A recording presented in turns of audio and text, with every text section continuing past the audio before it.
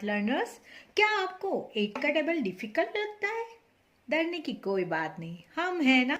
तो आज मैं एकदम इजी और इंटरेस्टिंग ट्रिक लेके आई हूँ ऑफ टेबल 8। तो चलिए सीखते हैं। 8 6 4 2 0 जो है वो इवन नंबर्स है, जो 1 से 10, राइट। तो पहले हम 10 प्लेस पे इवन नंबर लिखेंगे, 8 से शुरू करेंगे। 6 4 2 0।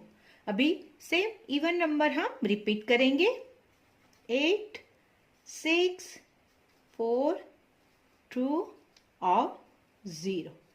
अभी हमें नंबर्स लिखने हैं 0 to 8, पर एक ट्विस्ट है, आपको 4 जो है वो 2 टाइम्स लिखना है। चलिए शुरू करते हैं।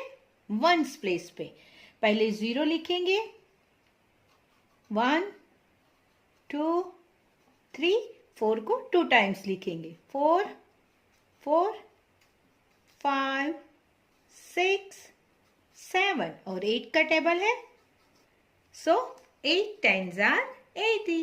हो गया हमारा टेबल ऑफ 8। मेरे वीडियो को लाइक कीजिए, शेयर कीजिए अपने दोस्तों के साथ। Happy learning.